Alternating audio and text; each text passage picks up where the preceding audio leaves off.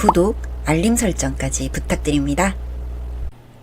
오늘도 우리 사는 이야기 찾아주셔서 감사합니다. 사연자분이 보내주신 이야기 시작해볼게요. 시어머니와 며느리의 흔한 고부 갈등. 그렇게 수많은 사람들이 고민글을 올리고 또 주변에서도 고민을 하지만 저와는 뭔 이야기라고 생각했어요. 모든 사람들이 그렇게 이야기하지만 결혼 전까지 저희 시어머니는 제 손에 물 한 방울 안 묻히셨고 정말 친딸보다 더 소중하게 제게 잘 대해주셨어요. 요즘은 남자 여자 일이 나눠진 게 아니라고 본인 아들에게 결혼하면 집안일도 나서서 하고 저를 도와줄 게 아니라 본인 아들이 먼저 척척하라 으름장도 내셨고요. 귀한 남의 집딸 데려오는 건데 귀한 손님처럼 보석처럼 대하겠다고 몇 번이나 이야기하셨고요. 네, 흔한 클리셰처럼 저희 시어머니도 결혼식 끝나고 혼인신고 마치자마자 다른 사람인 것처럼 변하셨어요. 정말 다른 사람처럼요. 저희 부모님 앞에서는 아직 보석인 양, 보물인 양 귀하게 대해주시는데 본인 집으로 절 부르시면 가진 집안일에 막말에 제가 바깥일 하는 것도 싫어하시네요. 심지어는 시댁에서 함께 살며 본인과 시아버지를 모시길 바라시네요. 상황이 이렇게 되니 조용하시던 시아버지께서 되려 저를 감싸며 시어머니를 막아주셨어요. 믿고 결혼한 남편은 그냥 흔한 마마보이였고요. 결혼 전에는 시어머니가 워낙 좋은 분 같아서 남편이 시어머니 말에 곧잘 따르는 게 참 보기 좋은 모자관계 같아 좋았는데 실상은 마마보이네요. 자기 엄마가 집에 오라면 응 알겠어 하고 저보고 엄마 집 가자고 능글맞게 웃고 자기 엄마가 신혼집에 찾아온다고 하면 응 알겠어 하고 비밀번호 턱턱 알려주고 누가 보면 자기 집인 줄 알겠어요. 이 집도 원래 제가 회사 다닐 때부터 자취하며 살던 곳에 남편이 못 만들어 온 거거든요. 시어머니는 틈만 나면 본인 남편은 답답하니 고지식하니 하면서 저희 집에 쪼르르 달려오셔선 제게 아버님 욕을 늘어놓고 아주 대단한 상전처럼 심부름에 안마에 모두 다 시키십니다. 멀뚱멀뚱 쳐다보는 남편은 제 화를 돋구고요. 남편에게 화도 내보고 어머님께 반항도 해봤습니다. 남편은 어머님을 주제로 화를 내면 우리 엄마는 우리 엄마가 우리 엄마를 어쩌고 저쩌고 하면서 저를 아주 폐륜화를 만들더군요. 제가 먼저 나서서 해야 할 일을 본인 어머니가 알려주는 거라면서 제가 못나서 스트레스 받는 걸 왜 어머님과 자기한테 푸냐고 난리입니다.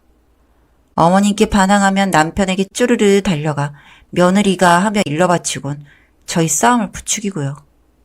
남편이 없을 땐 제게 인연전연 하면서 욕도 하십니다. 그냥 이 정도로 일이 끝났으면 얼마 살다 가시겠냐 참고 살자 할 겁니다. 남편과도 어머님 일만 아니면 정말 잘 맞고 또 사랑하고 좋아하는 사람이니까요. 그런데 하다하다 어머님이 제 외도를 의심하십니다. 저와 제 남편은 생활비를 각자 월급에서 각출해서 쓰고 각자 부모님께 용돈을 드리고 있어요. 그리고 제 월급이 남편보다 2배 정도 많고요. 어머님은 이 부분이 이상하다고 하십니다. 제가 월급을 더 많이 받는데 생활비는 반반 하는 것도 부모님 용돈도 얼마 드리는지 서로 얼마 주는지 모르는 것도 이상하다고 하세요. 남편도 어머님도 제가 친정에 얼마 정도를 드리는지 모르는데 대충 남편이 본인에게 주는 것과 비슷하겠지 생각하면 제 돈이 너무 많이 남는다고 뭐라고 하십니다. 돈이 그렇게 많은데 본인에게 용돈 한번 선물 한번 제대로 한 적 없다고 딴 놈한테 쓰는 거 아니냐며 외도를 의심하시는데 참 어이가 없죠. 우선 남편은 대충 시댁에 월 30 정도를 보내는 걸로 알고 있습니다. 저는 친정에 월 100을 보내고요. 생활비는 각각 내고 용돈은 남은 돈에서 본인이 알아서 사용하지만 남편과 제 차에 드는 돈은 모두 저한테서 빠져나갑니다. 기름값이나 보험비나 차량용품 등등 모두 제 카드를 쓰고 있어요. 그렇게 치면 저는 남편의 3배 되는 용돈에 차량 2대 유지비까지 오히려 남는 돈이 더 없죠. 외도를 의심한다면 본인 아들을 의심해야지 애꿎은 저를 잡는 이유를 골똘히 생각해보니 본인 선물 이야기를 굳이 하시더라고요. 네, 본인 용돈, 선물을 남편 따로 챙겨달라는 이야기를 저런 식으로 하십니다. 어이가 없어서 기도 안 차요. 남편은 또 어머님 말이면 헐 진짜? 하고 절 의심합니다. 어머님과 합체해서 제 휴대폰 카톡 내역, 전화 내역, 자동차 블랙박스 등등 어디서 주워들은 모든 내역을 둘이서 머리를 맞붙여 뒤지는데 정이 뚝뚝 떨어지더라고요. 그 엄마의 그 아들이라더니 터무니없는 말을 듣고 저를 바람핀년 취급하는 남편의 열이 머리 끝까지나 짐 싸들고 친정으로 가버렸습니다. 한 일주일쯤 있으니 남편에게서 미안하다는 연락과 도와달라고 저 없으면 죽는다는 구구절절한 문자가 오더군요. 그 터무니없는 헛소리에 다시 돌아간 제가 멍청한 년이죠. 앞으로는 안 그러겠다는 각서를 사진으로 받고 돌아간 집에는 어머님이 계셨습니다. 이제 오니 오늘 저녁은 따끈한 국물이 좋겠다 하시며 신혼집 소파에 드러누운 어머님을 보니 실소가 터지더군요. 그렇게 어영부영 하루를 넘기고 어머님을 보냈습니다. 그 후에도 어머님은 집에 찾아와 제 속을 뒤집고 시댁의 남편을 불러 절 뒤집었습니다.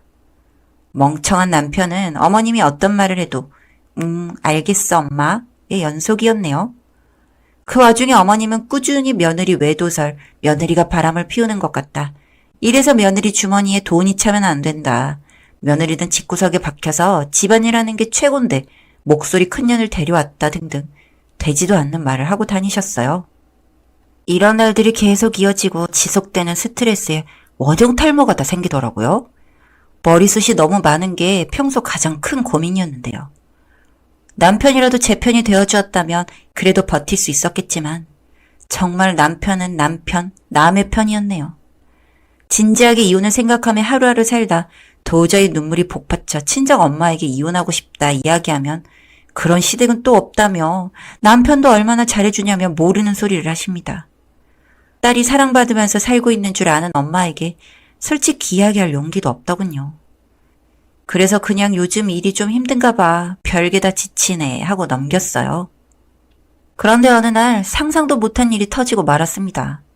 간만에 어머님이 없는 주말 남편과 한가로이 침대에 누워 인스타니 페북이니 SNS 글들을 보다 요즘 불륜이라는 게시글을 보게 되었습니다. 카톡 캡처본이 가득 있는데 불륜의 당사자들은 60, 70대쯤 되어 보였고 내용이 아주 가관이더라고요. 성적으로요. 뭐 불륜하는 사람이 다 그렇지 하고 넘기려고 하는데 모자이크된 푸사가 아무리 봐도 시어머니 푸사 같았습니다. 그날은 설마 아니겠지 하고 넘겼지만 계속 찜찜해 시댁으로 호출당한 날 몰래 어머님 핸드폰을 열어봤습니다. 설마는 설마라고 카톡에 버젓이 불륜 상대와의 대화창을 그득그득 쌓아두고 있었더라고요. 그것도 한 명도 아니고 3명이나. 그 나이 먹고 풀어낼 성욕이 어지간히 없어졌으면 싶기도 하고 우직한 시아버지가 안쓰럽더라고요. 바로 카톡 내용을 제 메일로 보내고 모르는 척 폰을 제자리에 뒀습니다. 사실상 남편에 대한 정도 떨어질 만큼 떨어졌고 시어머니는 제 징후의 대상이었습니다. 이혼을 못한 이유는 단지 엄마에게 미안해서 딸이 이런 집에 시집가서 사람 취급 못 받는 게 너무 미안해서였는데 오히려 잘됐다 싶었어요. 딱 하나 걸리는 건 아버님이었습니다. 기센 어머님과 어머님만을 따르는 남편 사이에서 저를 위해주고 안아주신 유일한 분. 이 일을 폭로하면 두 분은 이혼을 하시고 집안은 박살나겠죠. 어머님이 불륜이 하루 이틀 일이 아니라면 아들도 아버님의 아이가 아닐 수도 있으니까요. 하지만 숨기는 것이라고 아버님을 위한 것은 아니라는 생각이 들었습니다. 두 분은 두 분의 선택을, 저는 제 선택을 해야겠다는 생각뿐이었어요. 그리고 진실은 밝혀야만 하는 것이니까요. 그 길로 집으로 돌아와 어머님 카톡 내용을 일부를 프린트했고 어머님이 남편과 절 시댁으로 부르시길 기다렸습니다. 어머님은 그 일이 있고 바로 일주일 후 남편을 부르시더군요. 좋은 일인지 나쁜 일인지 어머님은 눈치가 있는 건지 빠른 건지 아무튼 저는 준비한 것들을 두고 시댁에 갔습니다. 어머님은 평소와 같이 웃는 낯으로 제게 저녁 준비를 시키더라고요. 저는 어머니께 우선 드릴 말이 있다고 잠시 앉아달라 말했습니다. 남편은 눈치 없이 뭔데 하며 알짱거리더군요. 저는 조용히 하고 앉으라며 아버님까지 불러 거실 탁자에 먼저 앉았습니다. 잠시 침묵 후 준비해둔 종이를 꺼내며 우선 읽어보시라 했습니다. 슬쩍 종이를 보신 어머님 표정이 일그러지더군요. 아버님은 이게 무엇이냐며 제게 물으셨고 남편도 같은 질문을 던졌습니다. 저는 차분하고 단조롭게 말했습니다. 어머님 불륜 카톡 내역입니다. 지금 당장 어머님 폰 보셔도 좋고 제 메일에 원본이 있으니 원하신다면 보내드릴게요. 아버님은 눈을 휘둥그레 뜨고는 어머니께 휴대폰을 가져오라 호통을 치셨습니다. 어머님은 아버님의 큰 소리를 들은 적이 몇 없으신지 당황하며 쭈뼛쭈뼛 휴대폰을 내밀더군요. 걸릴 거란 생각을 한 적이 없는지 당당하게 열려있는 휴대폰을 아버님은 모두 보시고 자리에서 일어나 어머님의 뺨을 세게 치곤 베란다로 담배를 피러 나가셨습니다. 남편은 당황하며 엄마 이게 뭐야? 이 사람이 한 말 맞아? 폰 줘봐 등등 온갖 말을 이어갔습니다. 남편마저 어머님의 폰을 모두 읽고 정말 배신이라도 당한 눈빛으로 울먹거리며 남편은 어머님을 쳐다봤습니다. 그때 돌아오신 아버님은 어머님께 이혼하자는 짧은 말을 남기고 짐을 싸셨습니다. 저는 아버님께 잠시 기다려달라며 저와 남편도 이혼하겠다 이야기했습니다. 남편은 처음 듣는 소리하며 당황하곤 제게 이혼? 하며 되물었고 아버님은 알았다며 마저 짐을 싸고 집을 나가셨어요. 물론 저도 그 길로 집을 나와 친정으로 향했고요. 엄마에게 여태 있었던 일들을 이야기하며 이혼하려 한다고 말했더니 엄마가 몰라줘서 미안하다고 절 안아주시더라고요.